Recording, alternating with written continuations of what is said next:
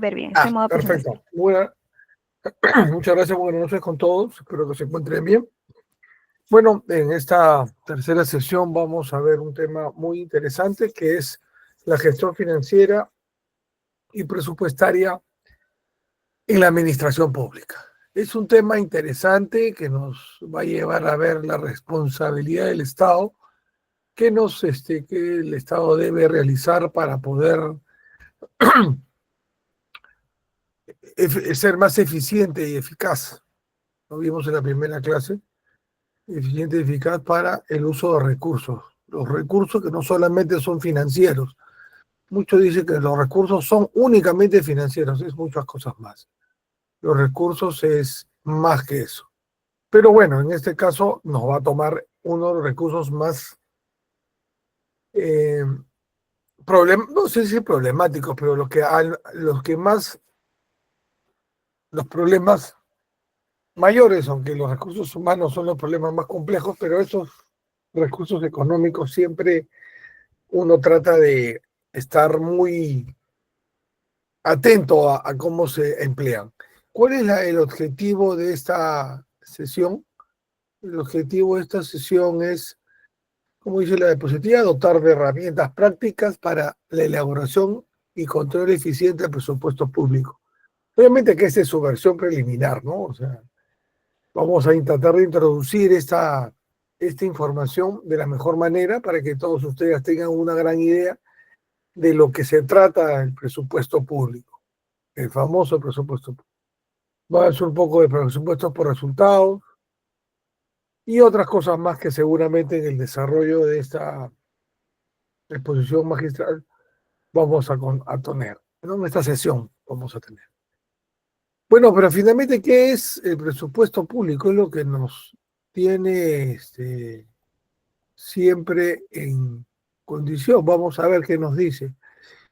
Una pequeña introducción al presupuesto público. ¿Qué es qué es parte del presupuesto público? Miren, esto es en líneas generales, no es que sea específicamente Perú, ya lo vamos a ver en la parte peruana. Pues esto es en la teoría general de administración pública y de gestión pública. Existen pues muchas teorías referentes a qué es el presupuesto público. Pero lo que podemos decir es que es una herramienta estratégica de la asignación de recursos, en este caso, recursos económicos, pero el presupuesto público es tan transversal que no solamente va a los recursos económicos, como les vuelvo a decir, y soy reiterativo, no son los únicos, hay más. Bueno, ¿qué vamos de ahí? Acá está, déjenme, estoy tratando de ampliar mi pantalla. Entonces, son herramientas estratégicas de la asignación de recursos. Pues es una herramienta del presupuesto público que nos permite ser más eficiente y eficaz. ¿Qué más? Es una expresión técnica y política de la prioridad del Estado. Técnica porque el presupuesto público tiene unas normas especiales, técnicas, que hay que seguirse en todo el Perú y en el mundo en general. Vamos al ejemplo peruano, existe una vasta información técnica de lo que se debe de seguir. Y otra es expresión política de las prioridades. ¿Por qué? Porque como sabrán, en octubre, noviembre exactamente, la fecha lo vamos a ver, me parece que el noviembre el 30 de noviembre se aprueba el presupuesto público del Perú. Y esa aprobación la hace el Congreso, una de las máximas entidades políticas de nuestra gestión pública. Ahí se expresa todas las voces del Perú. Todos dicen que el Congreso es la pluralidad de los votantes. Efectivamente, pues porque en esa 130 congresistas está todos los votantes, o la gran mayoría, ¿no? Ya seguramente conocerán un poco, pero ahí está la gran mayoría de votantes en distintas posiciones. Mientras que el presidente, ahora en este caso nuestra presidenta, pasa una segunda vuelta, o pasó segunda vuelta su gobierno y ganó entre dos. Alguien tenía que ganar. Entonces, en la primera expresión, en el Congreso se forma y la mayor cantidad de expresión política. Es por eso que el presupuesto se considera una política es una expresión política de la espiritualidad del Estado. El Estado en todos sus niveles de gobierno, el Estado no solamente es el Ejecutivo, el Estado también, como sabrán, tiene los 3 poderes, más los organismos autónomos, son parte del Estado. ¿Qué más refleja el presupuesto público? El presupuesto público también, y acá está el tema importante, refleja decisiones vinculadas a resultados. Antiguamente las decisiones eran viscerales, o sea, yo quería construir un puente porque quiero construir un puente, porque me lo piden, porque veo que es necesario, pero ahora ya no se construye el puente por querer construirlo, sino por un resultado tangible, evidente.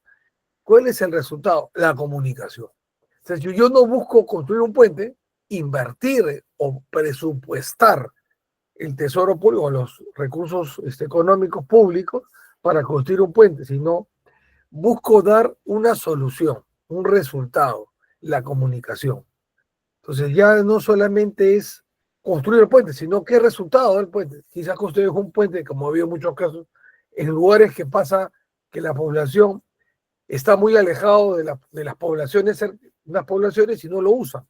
Ha habido algunos casos aquí en el mundo también, por si acaso, construcciones que no tienen sentido.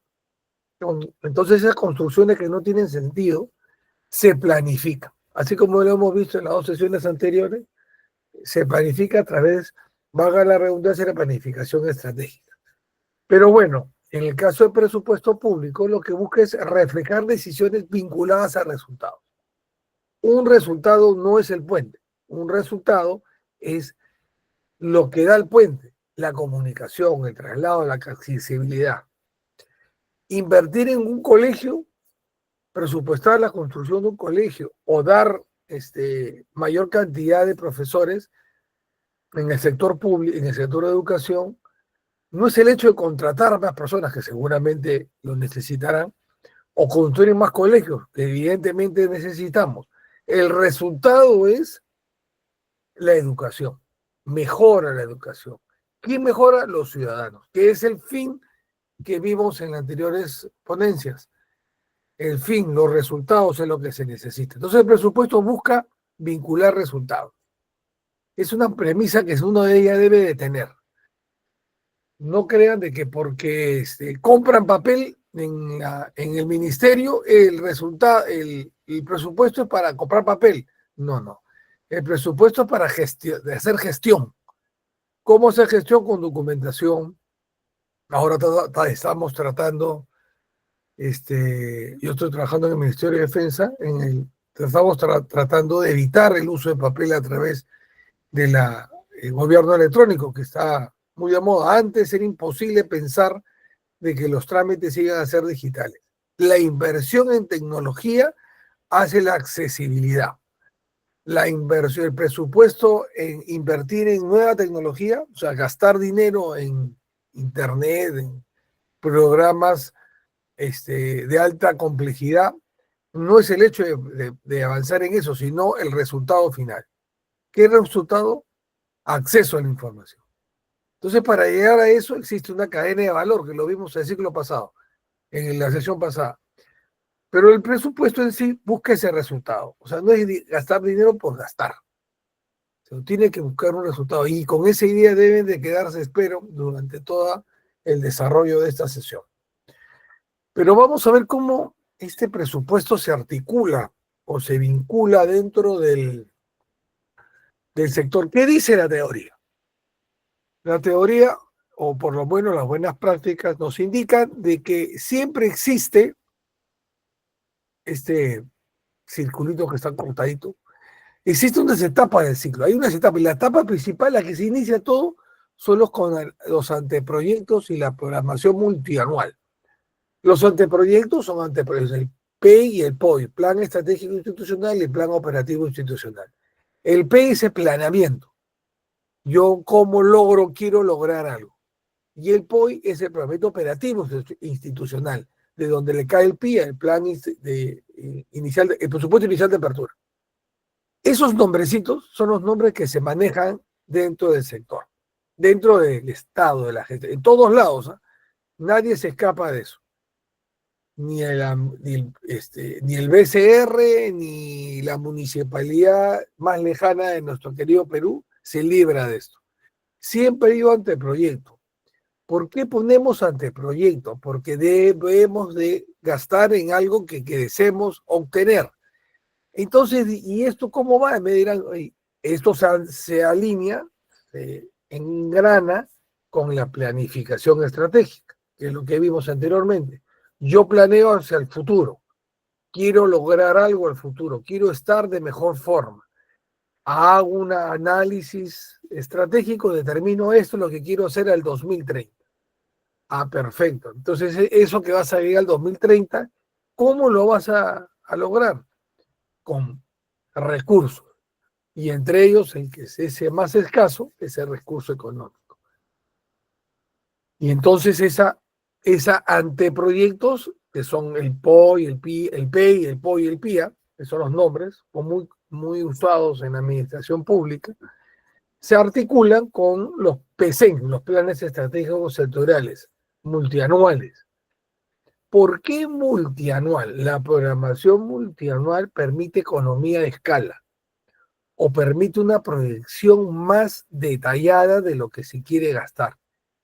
En palabras sencillas, se hace más eficiente. Porque yo puedo proyectar, si quiero hacer, por ejemplo, un hospital. Un hospital no se hace en un año fiscal, en un año. No sé, es poco probable. Entonces se logra multianualmente. Esa multianualidad hace de que un proyecto sea a mediano plazo o corto plazo, dependiendo de cómo lo quieran tomar. También existe programación multianual para compras corrientes. Necesito proyectar la compra de Internet, por ejemplo, en la contratación de Internet. Una programación multianual me permite negociar, en el buen sentido de la palabra, con proveedores sabiendo que les voy a dar un contrato no por un año, sino por 3. Dirán, pero ¿y cuál es el mismo precio? No, es una cosa tener una cartera segura por 3 años que por una. Aseguras una empresa o una empresa proveedora o quien quiera proveer al Estado una continuidad. Sabe que en un determinado año voy a tener un ingreso, voy a mover mi empresa, mi pyme, voy a adquirir ciertos bienes o voy a tener proyección en alguna infraestructura que me va a permitir hacerla más económica o más eficiente. Puedo verla. ¿No? Por eso la promoción multianual es lo que se hace. Normalmente está en 3 años. Queremos ir a 5. Imagínese programar que el gobierno entrante programe en 5 años. Quiere decir que ya sabe lo que va a hacer en 5 años. Eso es complejo, porque hay variables que exigen que esa multianualidad varíe. ¿Qué condiciones? Condiciones que no se pueden medir, o sea, que no pueden preverse en qué momento suceda. Desastres naturales, conflictos y guerras que estamos en este momento, movimientos de las grandes economías, inflación o deflación en algunas grandes economías. Dicen, si China estornuda en Sudamérica, hay tormenta. Claro, porque China, ¿por qué hace eso? Porque China es una inmensa, imagínense, son 100 veces nosotros, una cantidad ingente, bueno, exagero, 30 veces nosotros. Entonces, imagínense la cantidad de personas que quieren, entonces, que necesitan. Entonces, cuando con ese mercado varía, esa multianualidad puede ser afectada, pero es lo que se quiere. ¿Y qué otra parte interesante dice la teoría en el tema de presupuesto, en el tema del presupuesto público? ¿Qué otra parte va? Va lo que es la aprobación. Alguien la aprueba. Muchos estados, gobiernos o países, muchos pasan por esta aprobación. ¿Quién la aprueba? Normalmente el ente político. Normalmente. ¿Por qué lo aprueba? Porque en el ente, ya le he dicho que el ente político normalmente es el Congreso, la Asamblea, senadores, diputados, como quieran llamarlo. o como se llama en muchas partes del mundo, pasa por esa aprobación porque son presupuestos públicos que tienen que ser controlados y derivados a las necesidades de la población, de los votantes. Y dirán, ¿cómo 130 en nuestro caso van a saber mis necesidades? ¿Por qué? Porque en el buen sentido de la democracia, uno vota por un representante que representa mis intereses, no intereses así banales, sino intereses grandes, ¿no? Por ejemplo, en una población que necesita agua y desagüe, increíblemente que en este siglo no tenemos agua y desagüe, pero por ejemplo, ¿no? Esa aprobación es necesaria, esas necesidades y requerimientos se deben presupuestar. Entonces, ¿quién es el que aprueba? El ente político, en este caso es el Congreso. Y el de ahí, ¿qué viene? Lo natural, ejecutar, que es a quien le da el presupuesto, o sea, todo el Estado. Y en el Perú, es la aplicación de recursos y el registro en el Sistema Integrado de Administración Financiera, CIAF. Que eso viene, si es que no me equivoco, 2010, creo, si me puedo equivocar en la fecha.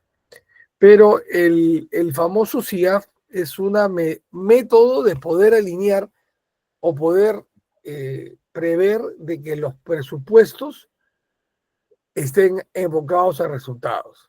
Tiene que haber una meta, algo alcanzable, y esa meta debe estar alcanzada un objetivo, una acción, un objetivo. Se llama la cadena de adjetivos. ¿Cómo se engrana la compra de un lapicero hacia el objetivo de la nación? Va sumando. Parece irrelevante, ¿no? La contratación de alguien para lograr un objetivo. Si yo logro un objetivo a mi nivel, voy a lograr el objetivo superior. Y así es una cadena. Entonces, el CIAF permite esa articulación. El CIAF está amarrado o está así relacionado directamente con el pedido de requerimientos, que es ahora la nueva modalidad. A fin de año, más o menos creo que a partir de agosto, se comienza a llenar todos los requerimientos del próximo año. Y esos se guardan y se dan presupuesto y el CIAF controla eso. En otras palabras, lo que estamos gastando este año lo hemos planeado el año pasado. ¿Y quién lo controla? El CIAF. ¿Cómo lo ejecuto? A través del CIAF. Gasto, giro, transfiero, hago pagos, el Estado hace pagos en todo el Estado, completito, todo el Estado. Nadie se salva, todo se paga por ahí. Nadie de nada, ni el presidente de la República, ni la persona, ni la persona que recién ha ingresado a la administración pública se salva. Todo se entra por el CIAF, todo se paga. El Estado, la parte privada es totalmente libre de hacerlo. Normalmente, para evitar problemas de corrupción, se hace a través de trazabilidad y la trazabilidad le da las transferencias bancarias. En la parte civil, en la parte privada, en la parte pública, se hace. Y ahí se ejecuta. Pero falta este pedacito, ese cuartito que falta. Entonces, como sabemos que somos humanos y necesitamos no cometer errores involuntarios y algunos lamentablemente voluntarios, siempre existe un seguimiento y evaluación. ¿Qué hace el seguimiento y evaluación? El seguimiento y evaluación monitorea los informes de desempeño. ¿Qué quiere decir? Que los que yo había planeado en obtener, en abocar mi presupuesto, los cumpla. Y lo cumpla bien. No lo cumpla así a mediano plazo, así nomás. ¿Se acuerdan que muchos de noticias dicen van a aumentar el presupuesto a las municipalidades? Por ahí no han escuchado noticia que ha salido una semana que le dan vuelta a la misma noticia. Que el IGB iba a subir, finalmente no subió, sino lo que fue una distribución presupuestal dentro del municipio, en lugar de 2%, va a ser 4%. Es un tema netamente de presupuesto, que lo mueven de un lado para otro. La cosa final es de que han escuchado que hay municipalidades, gobiernos locales o regionales, o hasta el mismo gobierno nacional y otras entidades del Estado, organismos constitucionalmente autónomos y otros poderes, no gastan el 100%. ¿Por qué no gastan al 100%? No hay para hacer carreteras y no gastan. ¿Por qué no gastan? Porque no son eficientes.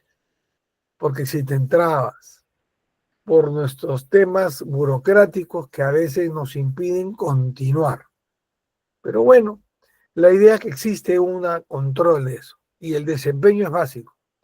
Entonces, normalmente en las entidades está el 70%, 80%. Siempre se devuelve plata al fisco, dinero al fisco. ¿Qué es el dinero? El dinero que se devuelve, el dinero que se devuelve es el que se planeó acá, se aprobó aquí, no se ejecutó acá. ¿Por qué no se ejecutó? Porque los recursos no los hicimos correctamente. Por eso no hicimos. Y aquí nos dicen, por si acaso no has cumplido lo que tú has previsto, corrige, no corrige. Y si hay corrupción, esperemos que no suceda, pero lamentablemente sucede, ya pues se toman las acciones correspondientes. Pero bueno, sigamos. Pero de este ciclo que hemos visto, este ciclo de acá, ese ciclo, esa gráfica de círculo, se va ya a la manera peruana, en Perú, en actores de este ciclo presupuestario. ¿Quiénes son los actores? El primero, en las entidades públicas. ¿Por qué? Aunque muchos dicen que primero es el mes, pero bueno, yo lo he puesto lo he cambiado hace unos minutos. Había puesto primero otra entidad, pero considero que este es donde se inicia, porque si no hay requerimientos, si no hay entidades públicas, no hay presupuesto público, el dinero va a estar guardadito. Vamos a tener un sol fuerte, pero sin gasto. Y eso no corresponde. Tenemos que gastar coordinadamente. La inversión del Estado genera bienestar en la población. ¿Cómo? Muchas cosas. Da empleo, primero. Al dar empleo, hay más otros ingresos. Las personas pueden cubrir sus necesidades básicas y otras más. Las otras más que mueven son bienestar, algún bienestar que quieran. No estamos para trabajar y comer pan con agua, sino queremos mejorar, dar bienestar, mejorar la calidad de vida de nosotros mismos y de nuestras familias. Entonces, las entidades públicas se encargan del presupuesto. Aquí hay pliegos y unidades ejecutoras. Un pliego es un sector y la ejecutora es una unidad. Por ejemplo, a ver, bueno, conozco el ministerio. El Ministerio de Transportes y Comunicaciones es el pliego. Tiene varios pliegos. Y dentro de ese gran pliego, el sector Ministerio de Transportes es el gran pliego. Dentro de ellos hay pliegos pequeñitos. El ministerio propiamente dicho, la DGAC, la Dirección General de Acción Comercial, Corpac, etc. Y dentro de ellos hay unidades ejecutoras. Por ejemplo, alguna unidad dentro de la DGAC, la Oficina Centralizada de Normalización, es una unidad ejecutora. En el Ministerio de Defensa, el sector defensa, pliegos el Ministerio de Defensa y unidades ejecutoras son los institutos armados. El instituto armado no es un pliego. ¿Cuál es la diferencia entre ambos? En que el pliego mueve montos de un lado para otro. No si salía albedrío, pero con cierta discrecionalidad. No hay que tener muchos trámites. Una unidad ejecutora depende del pliego y ahí tiene más controles. No puede ejecutar con tanta flexibilidad. ¿Por qué? Porque el pliego busca objetivos superiores, de mayor impacto. La institución busca objetivos institucionales que sumados van a un objetivo superior y del sector de la nación. Luego tenemos el que ha hablado hace un momento, nuestro Congreso. El Congreso de la República, ahora se va a hacer bicameral. El Congreso hace la aprobación legislativa, que es el 30 de noviembre. Antes que me diga el 30 de noviembre, ¿no? Pero es presentado por las entidades públicas hasta el 30 de agosto. Siempre el 30 de agosto se presenta al Congreso. El Poder Ejecutivo presenta todo, no que el Poder Ejecutivo presenta el Poder Ejecutivo y todas las entidades autónomas, el Poder Legislativo, el Poder Judicial, sustentan lo que el Poder Ejecutivo ha propuesto. El Poder Ejecutivo tiene la llave del banco. O sea, la caja fuerte tiene todo el dinero. Todo, todo, todo, todo. Todo pasa por el Poder Ejecutivo. ¿Por qué pasa por el Ejecutivo? Porque así está dispuesto en nuestras normas. ¿Y por qué es así? Porque el Poder Ejecutivo tiene el control de las finanzas. Y al tener el control de las finanzas, tiene que ser responsable de ellas. ¿De dónde tiene el dinero? ¿De dónde sale el dinero? No sale de donaciones, sale de los impuestos.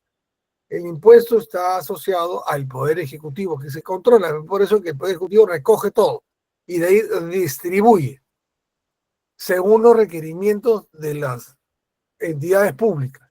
Acá no solamente está pues el Poder Ejecutivo, acá está todo el Congreso y todo. El Congreso se aprueba a sí mismo, ¿qué pasa, güey? Increíble, ¿no? El Congreso se aprueba a sí mismo. Pero puede el Poder Ejecutivo decirle, tú me has pedido 100, tengo para darte 80. De ahí comienzan las negociaciones, en el buen sentido de la palabra. Pero normalmente se trata de atender a todos. ¿Dónde se ajusta? Siempre el Poder Ejecutivo ajusta porque trata de no quitarle a los demás poderes. Hace poco seguramente el Poder Judicial, el Ministerio Público, me parece, y algunas autoridades autónomas, el JN, la Jurado Nacional de Elecciones, que es un organismo autónomo, mencionó que no le va a alcanzar de dinero para las próximas elecciones. Es una opinión siempre que sobresale, ¿no? Cuando cortan el dinero no me alcanza. Es la misma, nadie dice al revés. Nadie dice, te he bajado, te he quitado no te he puesto 100, te he puesto 80, entonces nadie responde, voy a ser más eficiente con los 80. Siempre responde, no me alcanza. ¿Qué sucede? En la realidad que siempre alcanza y sobra, increíblemente. Claro, hay muchas personas que dicen, lógico que me alcance porque no me alcanzó a gastar todo porque no permití programar bien y tuve que hacer reprogramaciones de mi presupuesto que me impidieron llegar a mi objetivo. Es una manera de negociación en la administración pública, o gestión pública sería, en el buen sentido de la palabra. Negociación no significa, negociar no significa el aspecto más negativo, ¿no? Negociar se negocia de manera positiva, proactiva. Un poquito de agua. Entonces el Congreso de la República es el que aprueba. Aprueba lo que el Poder Ejecutivo presenta. Aprueba todos los sectores, todos los pliegos, todas las unidades ejecutoras, si se toma el tiempo suficiente. Desde el 30 de agosto hasta el 30 de noviembre, septiembre, octubre, 3 meses se demora en evaluar. Tanto se demora, uno dice, no, pues hay que revisar todo, pues. ¿Por qué tiene que revisar todo? ¿Por qué? Porque el el Congreso, el Poder Legislativo, tiene representada, o sea, tiene votantes que tienen que atender. Entonces hay necesidades que son llevadas por los congresistas, es analizado. Eso es aquí en todo el mundo. Acá ven Estados Unidos es igual, nada más que todo se le pide al Congreso. ¿Por qué se le pide al Congreso? Ya les he dicho, porque el Congreso representa a todos. Entonces por eso pasa por ese filtro. En casi todos los países, muy pocos países no pasa por el Congreso. Alguien debe aprobar. ¿Y de ahí qué sigue? Increíblemente, ay caramba. Ya. La Oficina de Control Institucional, la OSI, la Contraloría, la fiscalización de uso de recursos. Esa fiscalización, en esa fiscalización, de recursos, uno verifica lo que las entidades públicas pidieron, lo que el Congreso aprobó y la Contraloría fiscaliza. La fiscalización es lo que sabemos en todos lados. En toda oficina hay una oficina de control institucional, que lo vamos a ver más adelante. También en la parte privada, pues espero que algunos de ustedes deben tener alguien que se carga de controlar. Controlar a veces suena de que se van a meter en mi trabajo y me van a jalar las orejas. No, controlar, hacer el seguimiento es buscar en el buen sentido mejorar. Es la parte del ciclo continuo, el ciclo de mejora continuo. En la sesión pasada, en la última parte, el seguimiento y evaluación. En este caso es Contraloría. Y yo puse el último, que para algunos es el primero, el ente técnico. El ente técnico, estos son los dueños, nosotros decimos dueños del lapicero, son los que dicen, pues, ¿no? Bueno, todo lo que han presupuestado, no hay dinero, no hay fondos. Se pusiste cara feliz, cara triste. Oye, yo necesito 100, no tengo 80. Y eso te voy a dar 70. No, pues no me alcanza, prioriza. La palabra que siempre te dice el MEF es prioriza. Prioriza. Pero no puedo priorizar sobre algo que ya no tengo, ya. Es complejo. Por eso la administración pública y la gestión pública, que administra esa gestión pública, o sea, que dirige la administración pública, tiene que ser muy eficiente en sus gastos, en su planeamiento. Si planeamos mal, llegamos a mal puerto y el presupuesto no se gasta adecuadamente.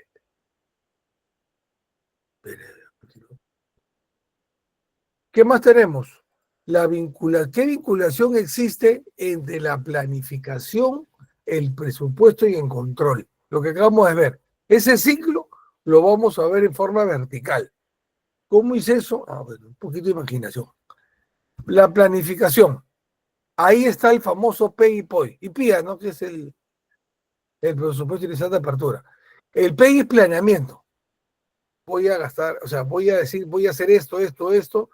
Acciones que voy a realizar, por ejemplo, voy a contratar ingenieros que van a desarrollar el plan. Ya, contrato ingenieros. Ahí se pone, ¿no? Todas las metas alcanzables. Se trata de dar a esas metas alcanzables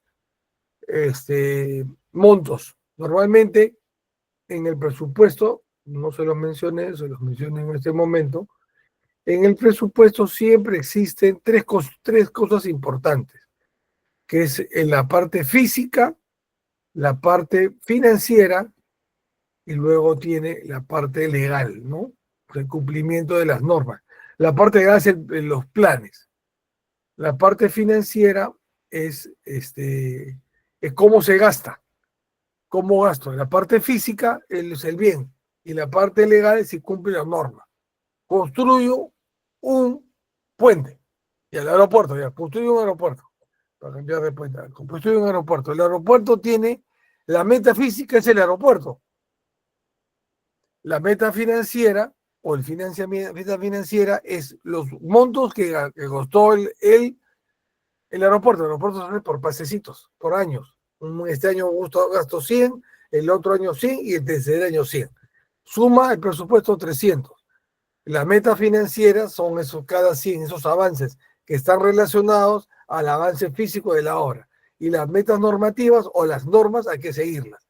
Todo eso se establece en esta planificación para después se presupuesta que la ejecución responde a metas extra. ¿Qué es una meta estratégica? Los planes.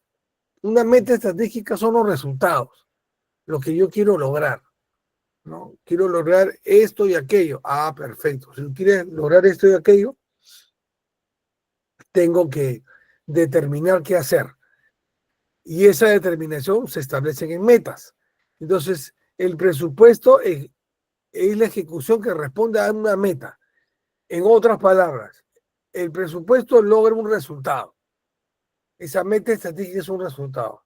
Las palabras técnicas a veces nos llegan a confundir. El tema es sencillo. Tengo presupuesto, tengo que buscar un resultado. Me dan 100, gasto 100, y en esos 100, ¿qué hice? No, nada, los gasté. Gastaste mal. No, gasté 100 y compré papel. ¿Y el papel qué hizo? No, me permitió todo el año en hacer documentación necesaria que logró que se cumpla el objetivo de mi sección o mi departamento. Ah, mira, pues. Entonces gastaste bien. Se supone que gastaste bien. ¿Quién lo controla? Ellos lo controlan. La parte interna y un control externo. Como refuerzo de la eficacia. Un control interno y externo. Interno, la oficina de control interno.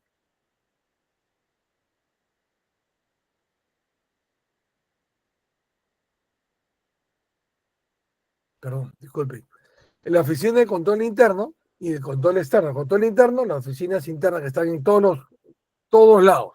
En toda la entidad del Estado hay control interno. Siempre hay oficina de control interno. En el Congreso, en el BCR, en el Jurado Nacional, en la OMPE. en la RENIEC, en todas las unidades, en la ONP, en todos lados hay una oficina de control interno, en la Fuerza Aérea, todos lados hay, nadie se escapa. Y dentro de cada dependencia hay. ¿Qué busca el control interno? Mejora continua.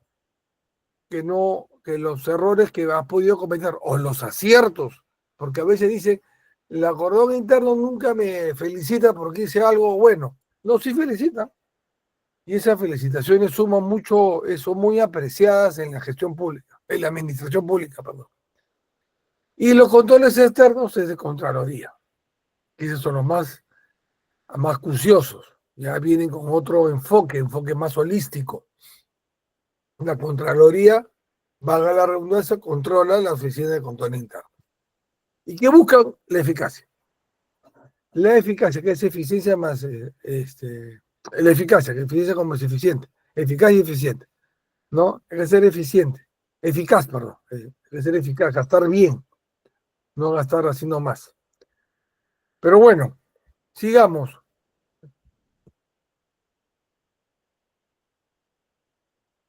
Ahora sí. ¿Y qué cosa hace, pues, este presupuesto? El presupuesto refleja la capacidad del Estado para responder a las necesidades. ¿De quién? La necesidad de las entidades públicas. Las entidades públicas buscan responder a las necesidades de los ciudadanos en general. Todo, desde su sector. Todo. Alguien tiene que responder. Todos responden al ciudadano. Inclusive el BCR, que dice que no, también al ciudadano. El objetivo principal del BCR es que la economía, la macroeconomía sea estable. ¿Quién beneficia? No va a ganar más dinero el presidente del BCR, no, sino hay estabilidad económica en el país, gana el ciudadano. Todos tienen la necesidad de responden al ciudadano. Si usted ve en el CEPLAN, antes del CEPLAN antiguo, no tenía el medio lo que tiene ahora. Ahora tiene a unas personitas al medio. El enfoque al ciudadano. Cuando se van, por ejemplo, que Estados Unidos está en plena guerra, ¿qué dice el presidente Mr. Trump? Él responde a los ciudadanos, responde a sus votantes. Y todavía lo ponen más complicado en esa zona de Occidente y también en Europa. Creo que no, en China sí no podría precisarlo. Se responde, ¿cómo se responde? ¿Qué responden ellos? El contribuyente. En Estados Unidos es así, pero bravo. Y en otras partes del mundo, bueno, en Europa también, el contribuyente. Ya no dicen el ciudadano, sino el contribuyente. Porque el contribuyente saca de su esfuerzo, de su trabajo, y le paga un impuesto al Estado. Ese solcito con 10 céntimos o 5 céntimos que damos nosotros por la compra de un caramelito, o un céntimo si quiere un caramelito, eso va al Estado. Claro, dirá, pues eso pagan a los militares de la policía, no, a los congresistas no, pagan para todo. El presupuesto público debe ser creo que el 30% más o menos, puedo equivocar en el monto, pero la gran mayoría es inversión. Si el Estado no invierte, no progresamos. Esos son contribuyentes. Entonces, como regresando a Estados Unidos, el contribuyente que le da a Estados Unidos poder militar. Esos aviones que vuelan los paga el contribuyente, que son también los mismos militares a la hora que compran algo. No que los militares no pagan. No todos pagan impuestos. Acá igualito, todos pagamos impuestos. Toditos pagamos impuestos. Y esos impuestos se revierten al Estado. ¿En quién? Al Ejecutivo. Y el Ejecutivo es el que tiene el arca y distribuye. Entonces el presupuesto refleja la capacidad de Estado para responder a las necesidades de todos nosotros. Todos. E inclusive la misma gente del Estado. ¿Cómo? Porque de repente a un hospital le falta cosas, instrumentación para poder dar un buen servicio. Ya, responde necesidad del Estado. ¿Y qué cosa? Las etapas deben articularse de forma técnica. ¿Qué etapas? Las etapas del presupuesto. La planeación, la aprobación, el control, la ejecución. La planeación, la planificación, la aprobación, la ejecución, donde está ahí está el detalle. Como dice Cantinflas, ahí está el detalle. Entonces, en esa ejecución, en esa forma técnica se debe realizar transparente y estratégica. Acabamos con transparente. todo el presupuesto, todo, no les miento, todo el presupuesto todo sin excepción, hay una excepción, dos excepciones, si es que no me equivoco. El presupuesto es transparente. Usted puede irse ¿cómo se llama? A la zona de, ¿cómo se llama? A la Miguel y Verdo. Deme un minuto, por favor, que tengo una llamada urgente. Un momentito, por favor, disculpen.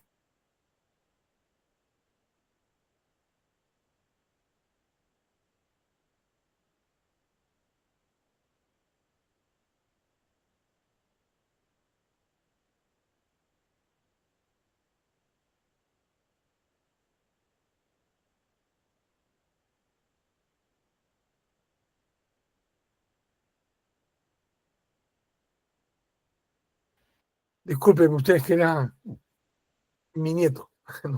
No, mi nieto no, mi hija. Disculpen ustedes, pido disculpas a todos por la interrupción.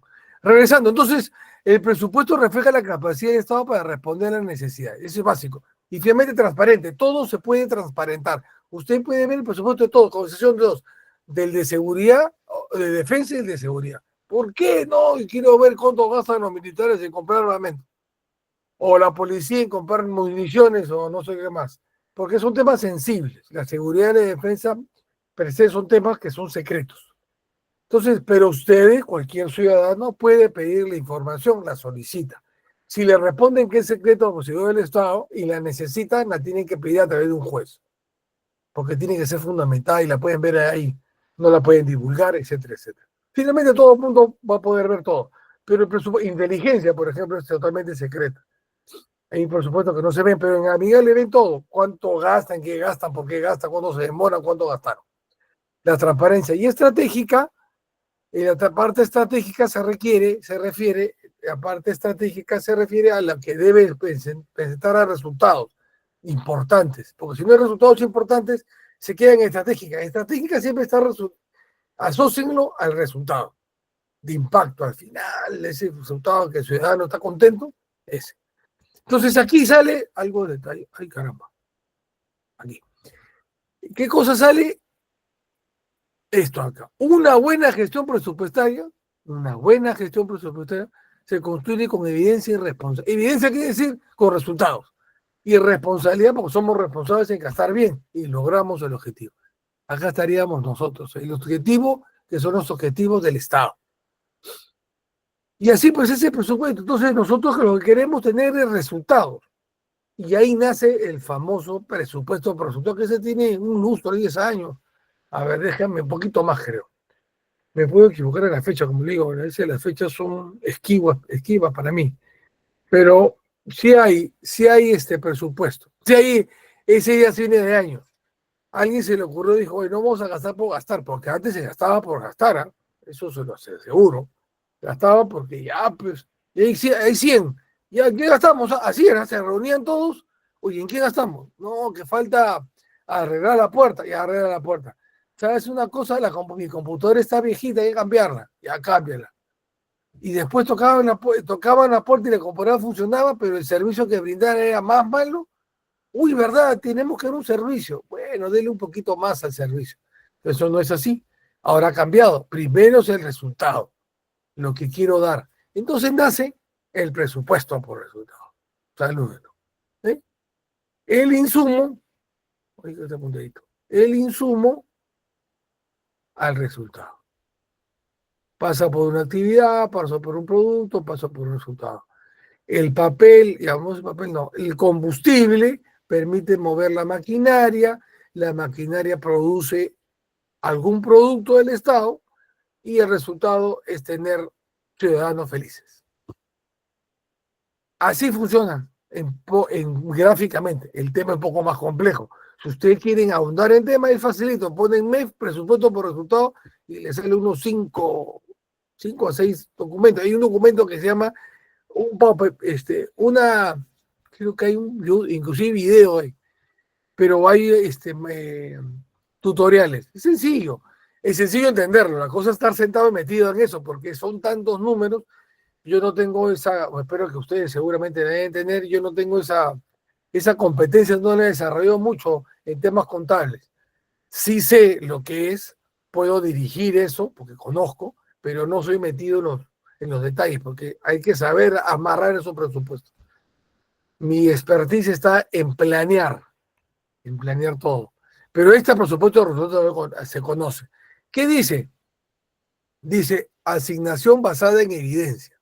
O sea, no es que yo se asigno presupuesto porque se me ocurre, pues, no tiene que haber evidencia. Evidencia está en el planeamiento. Si imagínense quieren crear algo, es una cosa que no hay evidencia. Voy a crear la inteligencia artificial peruana. Nadie la ha hecho. Oye, pues eso es nuevo. Pero ese nuevo tiene que estar asociado en un plan. Te lo pongo en el plan, ¿no? Asocio con el Plan Estratégico de Desarrollo Nacional y hago con el PCN, el Plan de mi sector, y pongo esa actividad que ayuda a otro objetivo. Y se me ocurre hacer, esa evidencia está en el plan. Otra evidencia es que yo estoy siguiendo de hace años atrás, y debe continuar. Ah, perfecto. Siempre basada en evidencia. ¿Qué más, L? Programas presupuestales, metas e indicadores. Los programas presupuestales son algún detalle. Por ejemplo, el programa presupuestal que ha sido bien famoso antes que nazca la ley era el presupuesto, es el tema de pobreza. Hay programas presupuestales de lucha contra la pobreza, lucha contra el terrorismo, contra la seguridad ciudadana. No son políticas que buscan resolver un problema, sino son programas presupuestales. Ese programa presupuestal que dice ahí está diseñado para algo. Después hay programas presupuestales que no determinan valor. ¿Y eso qué significa? Que dan soporte a los demás. Es un tema de nombres y para qué sirve. Metas, porque son metas alcanzables. Las metas son los objetivos. ¿Qué voy a lograr? Y los indicadores, ¿cómo se miden? Tenemos que saber cómo se mide. El indicador. Todo se mide aquí. Indicadores. Nunca se olviden eso. Hay que saber medir. Si no sé medir, no puedo determinar cómo voy. Todo se mide. Ya, pero yo no he hecho un indicador del presupuesto. No, el mismo presupuesto ya es un indicador, ¿no? El avance ya, hoy día construir una pared ya es un indicador, una construcción de pared. Pero normalmente se construyen indicadores complejos en algunos casos, que son los más grandes. Por ejemplo, índice de pobreza, ese más complejo, es un libro, creo, es un baldor, no sé qué es baldor, es un libro, que cómo se saque el índice de pobreza, todo tiene un método, pero el método internacional son los mejores. No porque sea internacional, sino que han participado más especialistas de diversas áreas, de diversas realidades, y han dicho, en el mundo, en la pobreza se debe medir de esta forma. Y como es comúnmente aceptado, todos asumen ese poder y te observan por índice de pobreza. Es como el dólar. El dólar se usa en toda parte del mundo. Es una moneda referente. Uno sabe que cuánto es $10 acá es igual de dólares en toda parte del mundo. Pero bueno, en este caso el índice de pobreza es un índice complejo, un indicador bien robusto. No es de los indicadores sencillos. Por ejemplo, actividades para fomentar la participación ciudadana en asambleas de alcaldía. ¿Cuántas? 5 ya. Mi meta era 5. Es un indicador muy pobre. Los indicadores más complejos es la participación que logros obtuvo. ¿Y cómo se mide eso? Uy, son varias técnicas. Los invito a indicadores, CEPLAN. Hay una guía de más o menos 110 hojas, interesantísima de cómo se hacen indicadores. Ahí uno puede autodidacta. Si les gusta, ahí se pueden en CEPLAN pueden encontrar. Y finalmente, la evaluación de rendición de cuentas, que son los resultados. ¿Quién los evalúa? Uno mismo al lograr el objetivo, o a veces la Contraloría, pero normalmente es uno mismo que debe seguir. Luego tenemos qué técnicas de priorización de gastos, porque tiene que haber una priorización de gastos, una técnica tiene que haber, pues. ¿Qué técnicas hay? El primero, costo-beneficio. Lo que invierto, ¿cuánto beneficio? Voy a invertir 100, ¿cuánto beneficio? Salvar una vida, ¿qué costo tiene? Todo el dinero del mundo. La vida no tiene precio. La seguridad, ¿cuánto invierto por seguridad? La percepción de poner, equipar más personal o ampliar el margen de policías. Invierto como 100 millones. ¿Y cuál es ese costo de 100? ¿Y cuánto de beneficio? Uf, miles de millones. Entonces ese costo-beneficio lo determinan los técnicos, es técnicamente, y se sustenta.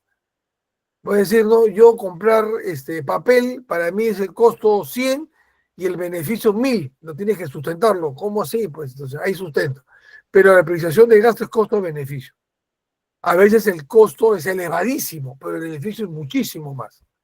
O el costo muy elevado y los beneficios son así chiquititos. No, ese no vale, pues, ¿no? Matrices de priorización son ordenamiento de alternativas por criterios. Es como una matriz de criterios. ¿Qué es lo más importante? Hay innumerables técnicas, pero normalmente se especifica de que mejor es tener criterios.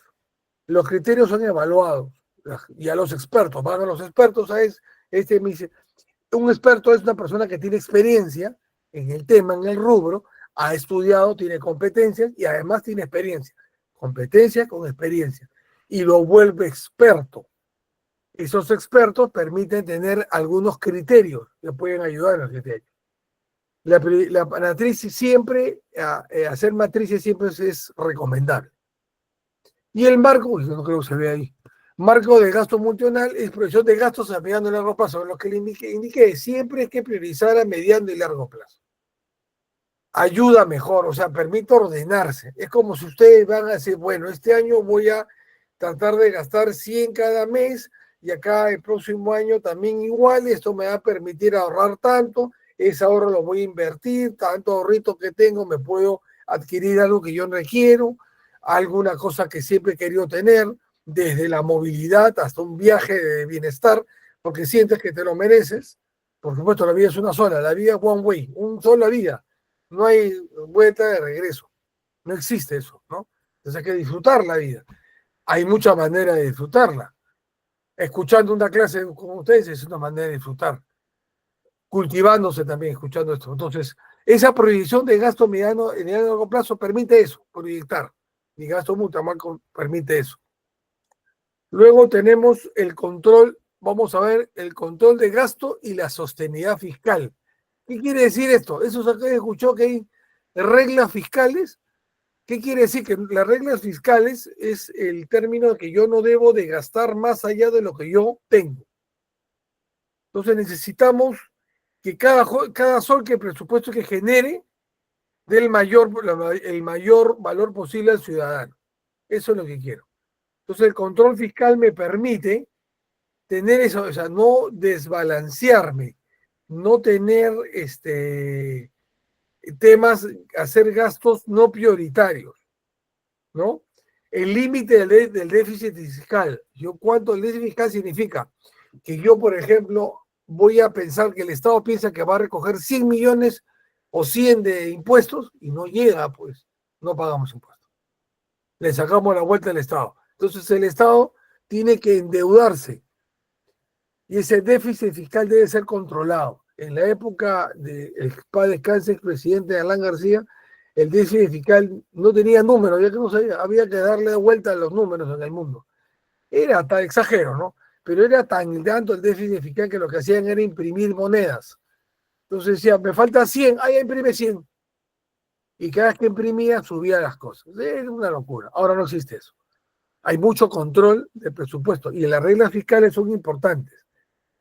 Tiene que haber un crecimiento controlado del gasto. No puedo gastar más de lo que no tengo. Regla simple, que todos fallamos, me incluyo. Que a veces uno se emociona y gasta de más, se endeuda y eso no es bueno. Una deuda controlada es eso, esa regla fiscal.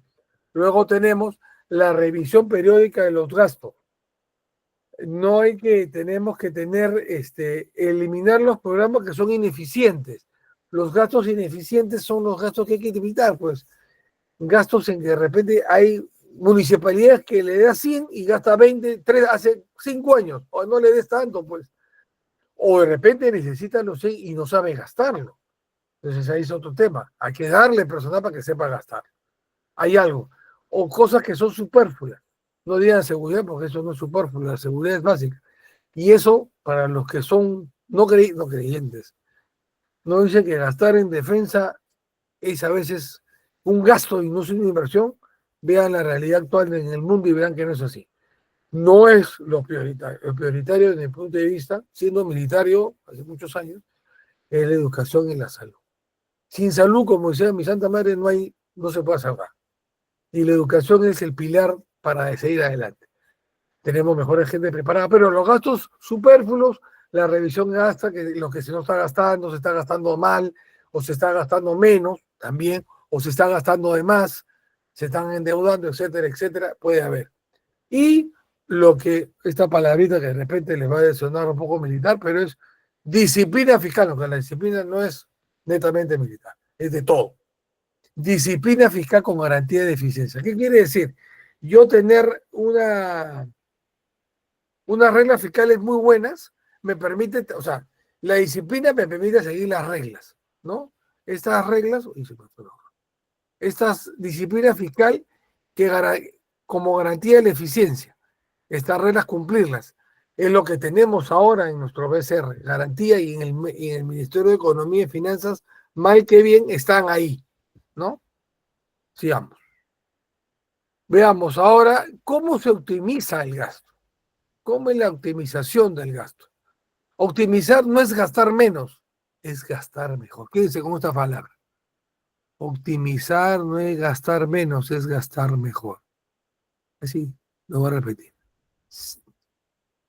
Gastar menos es gastar. Lo barato sale caro, no, pero en este caso. No por gastar menos, gasto mejor. De repente sí requería comprar algo que es más oneroso, más caro, o de repente necesitaba comprar un tomógrafo triple axial y no sé qué, tanta modernidad, porque eso salva una vida. Y ese tomógrafo de la última salve una vida, ya se pagó. No, que cómo va a ser una vida, ¿qué tal si fuera tu familiar el que ha salvado? Ahí sí vale la pena. Entonces, una sola vida es suficiente, pero se espera que sea para muchos más, obviamente, ¿no? Y dure muchos años, porque la inversión es tan grande que sí.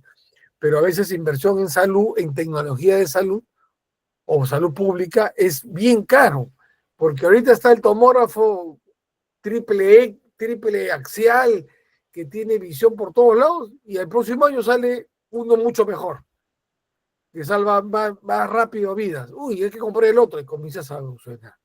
Uy, es un tema. Pero bueno, no es gastar, optimizar no es gastar menos, es gastar mejor.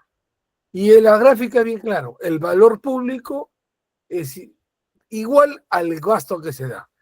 O sea, el dinero que se invierte tiene que dar igual valor público. No hay moneda, ¿no? No significa que yo gasto 100, el valor público es 100, no. Si no hay valor público se mide de otras maneras. La satisfacción no tiene precio. Ustedes salir a la calle 3 de la mañana, sentarse a leer un libro en su parque de su casa, sin que nadie le diga, no tenga ningún miedo, eso no tiene precio. No tiene precio. O sea, imagínense que tenga, ¿quién da? La inversión. Y es el valor público. Pero como todo tiene que ser casi, como digo, perfecto, no se puede, la perfección está en el cielo. Entonces, siempre necesitamos unos ojos que nos vean. No significa unos ojos que nos vean mal, o alguien que nos jale las orejas, o el papá, la mamá, o la abuela, los tíos, los que los criaron, ustedes le digan, oye, es por aquí. No, pero necesitamos siempre alguien que diga, oye, estás bien, mejor aquí, te estás equivocando. Recuerda que son gastos, son dineros de todos nosotros y todos confiamos en ustedes, en que gaste dinero, que lo gastes bien. Porque yo pagar impuestos, le digo, toma mi dinero y gástalo. Eso es lo que estoy diciendo. Pagar un impuesto es decir, yo te doy de mi esfuerzo a ti, Estado, para que gastes bien. Entonces alguien siempre tiene que haber, y en todos lados, y en el ciclo de mejora continua, existe en la supervisión y control, que en el Estado internamente se llama la oficina que está de cabecita, no que esté de cabeza, sino que es la gráfica le he puesto así. Órganos de control institucional, más conocido como la OSI. Existe en todas las realidades, públicas o privadas. Dirán, pero en mi oficina, en mi empresa, no hay una oficina de control institucional. Fácil, vas al gerente, a tu gerente, y le preguntas, ¿y quién hace el control del gasto? Al gerente general, ya, pues ese es control. Esa es la oficina de control institucional, es el gerente general. Normalmente la empresa tiene a alguien que verifique eso, pero alguien hace la labor de control. En otras palabras, siempre existe un control. Todos, o sea, en cualquier empresa. Normalmente las empresas grandes o algunas empresas pymes tienen una oficina de control institucional. Oficina de control, contraloría, le ponen, los nombres son indistintos. En la parte pública, OSI, donde quieran. Y la OSI, la Oficina de Control Institucional, está a nivel de la alta gerencia, no. Ahí, ay, Dios mío. Hay de las personas de más alto nivel, la alta dirección. A ese nivel está. La Oficina de Control Institucional, la Inspectoría de Control, está al nivel de la alta dirección. ¿Por qué lo ponen ahí? Porque no puede subordinarse al jefe, no, es autónomo. Y él está, no sé, o depende de la Oficina de la Contraloría General. ¿Qué cosa hace la oficina en esta parte gris? ¿Qué cosa hace? Es un control interno permanente.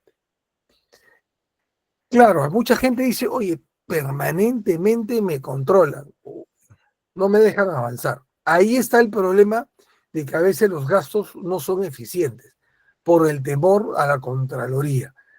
Pero el temor está porque a veces no conozco cómo gastar bien. Técnicamente a veces me equivoco, porque a veces una infraestructura requiere una serie de tomas técnicas que a veces uno no las conoce. Y si quiero conocerlas, tengo que estudiar, y estudiar me va a quitar tiempo. Finalmente, el proyecto tiene que salir este año y yo voy a terminar de estudiar a fin de año, cuando ya el proyecto ya acabó. Entonces, necesito contratar personas que conozcan. Claro, entonces, ese control interno permanente, ese temor de hacer algo, a veces hace que se retrasen las cosas. Pero el control interno permanente permite, y eso tómenlo bien, a veces he trabajado ahí, mejora. Mejora continua. Hoy la mejora continua es control interno. Se van a reír. A ver, te ríes. A ver, ¿cómo es el ciclo de mejora continua? El ciclo de mejora continua quiere decir, la palabra continua significa que hay algo que has evaluado y constantemente, continuamente va mejorando. Mejora continua. La parte continua significa que yo me observé algo y digo, voy a mejorar. Entonces, una bolita, una redondelita, comienza a girar. El control interno es eso, en el buen sentido. Y también te jala las orejas cuando nos equivocamos. Que espero que no les suceda a ustedes. Para eso hay que aprender. Leer y no tener miedo en tomar decisiones. No tener miedo, sino ser cauto y directo sabiendo lo que vas a tomar. Y si no conoces, preguntas. Así de sencillo. Nadie se va a molestar por preguntar. De la supervisión funcional desde la Contraloría, la OSI, la OSI, la Oficina de Control Institucional, supervisión funcional desde la Contraloría, supervisión funcional desde la Contraloría. Luego, ¿por qué la Contraloría? Porque en el Perú hay un capítulo de la Contraloría en la Constitución. Imagínense lo importante que hay. Y a pesar de tener eso, tenemos el cáncer de la corrupción. Es un tema complejo. Personas, somos humanos. De mi óptica, ¿por qué eso no funciona? Porque existe la impunidad. Cuando no habrá impunidad, les aseguro que de repente mejoraremos. Es mi humilde opinión. Pueden opinar distinto, disentir si quieren. Por supuesto que es mi opinión y mi experiencia. La impunidad es lo que a veces, no a veces, lo que castiga a esta control. Y finalmente también existen auditorías operativas y recomendaciones de mejora. Las auditorías operativas son un mecanismo que tiene la oficina de control para ir constantemente revisando lo que vas haciendo. Operativa significa que estás ejecutando algo y comienza a chequear. El famoso control concurrente, que lo vamos a hacer en un momento. Y las recomendaciones de mejora.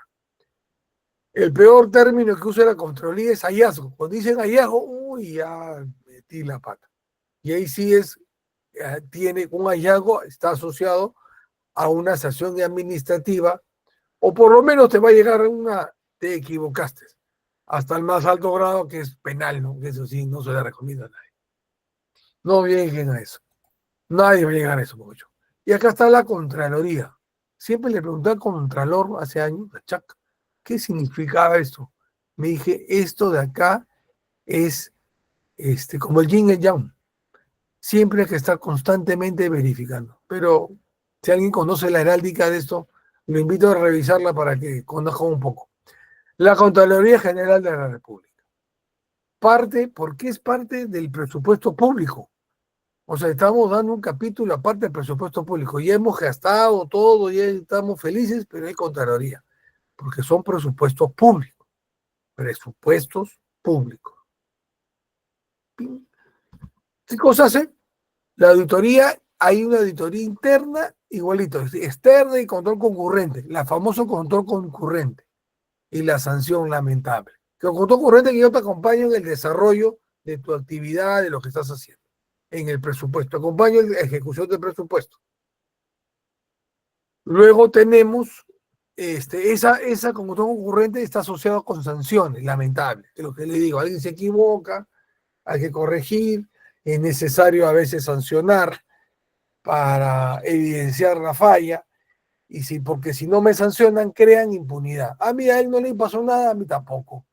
Generas, en lugar de generar una barrera para no seguir equivocándote, abres un puente con luces y sin peaje para cruzar hacia el lado oscuro, que es cometer errores sabiendo de que es un error, es lo peor de todo.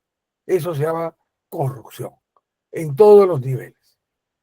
Los corruptos, la corrupción más fea es de los altos niveles, porque se supone que están en los altos niveles de la alta gerencia o la alta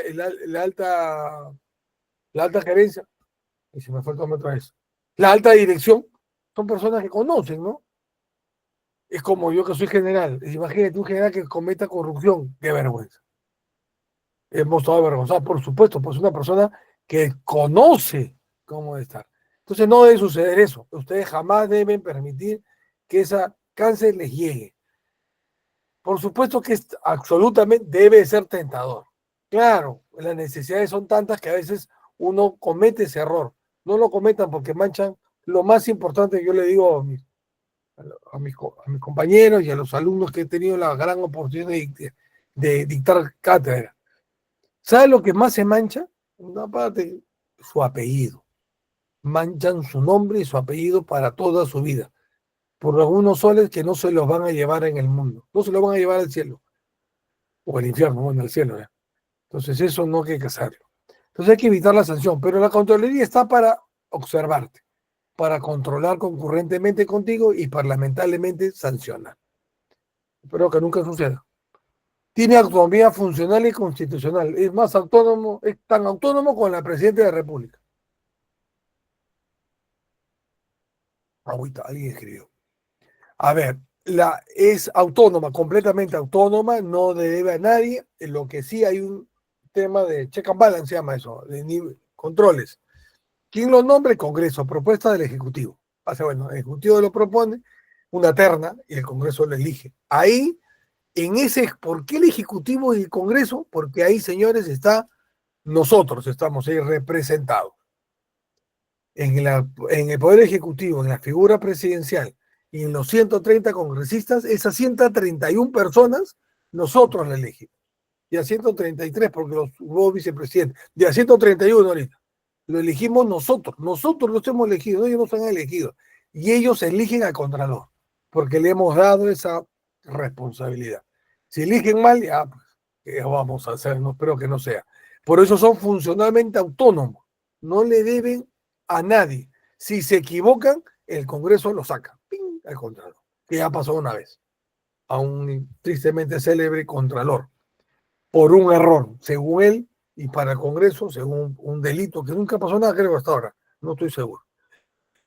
Autonomía funcional y constitucional porque está en la Constitución. Y para variar sus funciones hay que modificar la Constitución con los términos que sucede, que son dos legislaturas, etcétera, etcétera. Y luego, ¿qué hace? Evaluación del desempeño público. Este es más grande ya. El desempeño público es el desempeño grande, el fuerte, todo el poder, toda parte pública. Y es más fuerte, es más amplio, recoge todo de las oficinas de control institucional. Entonces la Contraloría es un actor relevante dentro del presupuesto. Luego tenemos mecanismos complementarios a la Contraloría que es accesible para todos, que son los informes físicos financieros periódicos. Eso van a cualquier portal del Estado, buscan transparencia y encuentran informes físicos financieros. No que sea físico, sino que son los informes de avance, están toditos. Deben de estar. Y si no van al MEF, también lo ven en el famoso amigable. En esta amigable, también el control y portales de transparencia. Ambos, los informes periódicos y estos son accesibles a la información. Entonces uno lo puede ver en internet. Van ahí y lo verán. Claro que leerlo, ¿no? Por supuesto que algunos pueden estar con cierta reserva. Lo pide. Soy un contribuyente y quiero saber en quién se han gastado mis soles. Y me ha gustado. No le van a decir, ¿usted cuánto contribuyó? No le tienen que preguntar. Usted simplemente contribuye. Está en la PEA, en la población económicamente activa. O sea, tiene 18 años y un día. Y una hora, me pasé exagerado. Ya tiene derecho a tener transparencia. Entonces, todos tenemos derecho. Y también hay veeduría ciudadana y fiscalización. Acá estamos nosotros, el ojito, el ojo que todo lo ve. Acá estamos nosotros. Utilizamos otra tabla de control, que es para todos realmente, no solamente para nosotros, sino para todos. Cualquiera puede verlo. El jefe el ministro de un ministerio, a la redundancia, puede verificar cómo están gastando sus unidades subordinadas o ejecutantes o sus pliegos. El ministro es el jefe de todos los pliegos. Todos los pliegos que existen en un ministerio es el ministro responsable. Miren esa responsabilidad. Si alguien gasta mal, el ministro es políticamente responsable. Entonces es que está controlando. ¿Para qué? ¿Cómo controla? Con esto.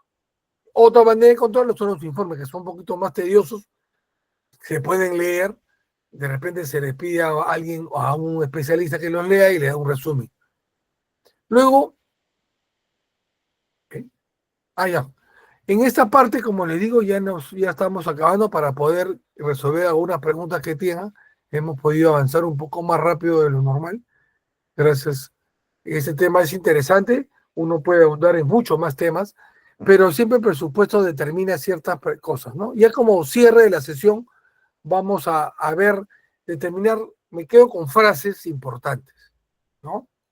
Frases importantes, muy importantes. Sin control no hay gestión pública legítima. ¿Qué es eso? Dios mío, mira, ¿cómo es eso? A ver, si no hay control, hay una premisa que siempre les doy siempre trato de compartirlas. Siempre trato de compartirlas.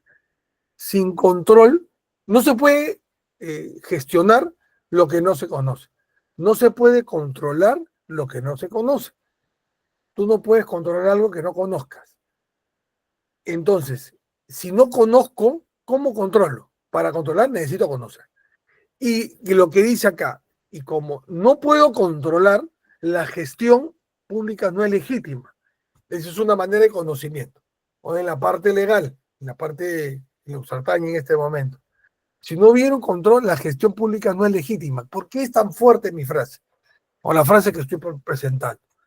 Porque la legitimidad, no la legalidad, no, legalidad es otro tema, ya es un tema que no nos vamos a meter. Por ejemplo, nuestra municipalidad de Lima, espero que todos estén en Lima, o la municipalidad donde está nuestro alcalde provincial, alcalde municipal. Si ese alcalde municipal no tiene control de gasto, el gasto que va a invertir no tiene la aceptación mía, la legitimidad de mi aceptación. Entonces, si no lo controlo, el otro gasta donde quiera. Hace poco, no sé si vieron la noticia, hubo una ajusticiamiento, una reprimenda pública de nuestra población milenaria que está en la selva, que ellos tienen una cosmovisión distinta a la nuestra. O sea, ellos no entienden que para castigar hay que irse a un juez o denunciar. No, ellos, el castigo es como ellos lo tienen, con un látigo, ¿no? Y le dieron latigazos al alcalde. ¿Por qué? Porque gastó mal. Él dijo que iba a hacer un puentecito, y no lo hizo. Y le dieron 4 meses, y el alcalde dijo que en 4 meses lo iba a hacer, no lo hicieron. ¿Qué hicieron ellos? Controlaban, hicieran control, hicieron un control y agarraron y vieron que el alcalde, ven para acá, alcalde, y a chicotazos le dieron. Y le dieron un mes que no le han dado al alcalde. Si no, no lo van a matar, ¿no? Porque no van a llegar a eso. Pero ese control, esa gestión sin control se vuelve ilegítima, entonces no es aceptada. Y lo más importante es la legitimidad. Imagínense que ha habido casos lamentables en las más altas esferas de los gobiernos, que ha habido casos así descontrolados, sin control y que pierden legitimidad. ¿No le crees, pues? Corrupción. Yo resumiría esto en corrupción. No a la corrupción. Otra parte es la auditoría fortalece la integridad y la mejora institucional.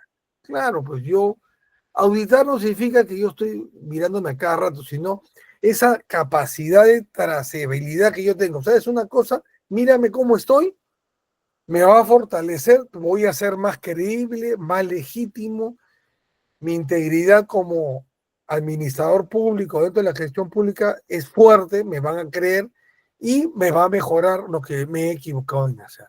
Una mejor institución. La mejora continua siempre está presente. Y finalmente, esta frasecita. Rendir cuentas es construir confianza. La confianza es, para recuperar la confianza, la confianza se construye. La confianza, perdón, se construye. No llega así porque sí, porque aunque a veces mucha gente dice que confían por las personas solamente en verlas a los ojos, claro, o por la manera de hablar, pero la confianza se construye. Una confianza que se construye a través del presupuesto es con la rendición de cuentas. Rendición de cuentas significa que yo siempre tengo la accesibilidad de la transparencia de lo que yo gasto presupuestariamente en base a todo lo que hemos visto, ¿no? A todo ese ciclo de presupuesto, me genera una confianza que me permite establecer resultados. Lo que yo busco son resultados. Busco esos resultados que me van a buscar que el ciudadano mejore. Si el ciudadano mejora, yo puedo establecer que he logrado lo que yo planeé en un principio. Acuérdense que el planeamiento viene desde atrás. Viene desde la sesión de las sesiones anteriores. Los que nos han seguido seguramente a través del EVATE le podrán brindar información, pero bueno, los que nos están siguiendo desde las dos primeras clases verán que el planeamiento estratégico es la parte inicial, ¿no? Yo planeo, busco objetivos. Y acá está la parte de ejecución. Y en la siguiente clase vamos a ver los temas que nos permiten establecer otros detalles, como por ejemplo, en el siguiente tema que nos toca la siguiente clase es el tema de ya estoy abriendo la sesión porque si no me voy a olvidar, el tema, permítanme un minutito, la próxima clase nos toca desarrollar el liderazgo, las personas, ¿no? Todo esto es interesante, pero sin las personas que lo hagan es poco complejo. Bueno, señores, faltando 10 minutos quedo a su disposición. Si tuviera alguna pregunta, les cedo. Voy a dejar de... Muchas gracias por su atención. Voy a dejar de proyectar. ¿Me escuchan? ¿Me escuchan? Sí, sí, sí, mayor ya, general. Bien, vamos a ya, comenzar. pero eso voy Estimados profesionales. déjame, voy a dejar de presentar. Ya, con gusto, lo que tú quieras hacer, Ok. aunque las dos últimas no me han hecho preguntas. Fue bastante claro. Bueno, le escucho. Queda bastante claro. Bueno, igualmente vamos a pasar a la ronda de preguntas. Sí, estimados profesionales, voy a activar en estos momentos los micrófonos para que ustedes puedan realizar sus consultas. Recuerden que despejen todas las dudas que puedan tener acá directamente con el mayor general para que así en su evaluación final no saquen mala calificación. Sí, recuerden que el examen final, la evaluación final es en la quinta sesión. Bien, ya están activos los micrófonos para que puedan realizar sus consultas respectivas. Si es que quizás no pueden hablar por audio, pueden escribir su pregunta No por chat. escriban, ¿por qué debo? Ahí nos dijo, ¿por qué debo? ¿Por qué Ahí debo dice tanto él, Ay, ajá, por favor, sigue tú. Sigue usted, ya, ok. sigue. Elizabeth dice, ¿por qué demora tanto la implementación de la nueva directiva de programas presupuestales año 2020 por parte del MEF? Buena pregunta. ¿Por qué demora? ¿2020 o 2025? La nueva directiva de programas presupuestales del año 2020. Bueno, que yo tenga entendido, siempre que las demoras están en las nuevas formas de temas administrativos. Puede haber muchas causas. Yo asumo en la gestión propia de la misma MEF. Recuerda que en el año 2020 hasta hoy, este año han habido muchos cambios de gobierno y a veces con los cambios de gobierno, ministerios, a veces las nuevas gestiones se retoman. No tengo una exactamente respuesta, pero la directiva del programa presupuestal siempre está activa y siempre se está siguiendo. Ahora, la actualización debe, y eso es una apreciación personal, se debe valer a los problemas netamente administrativos de gestión del Ministerio de Economía y Finanzas.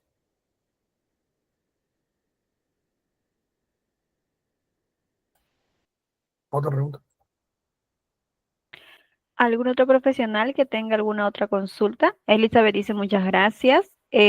Otro profesional que quizás tiene alguna duda lo puede escribir directamente en el chat.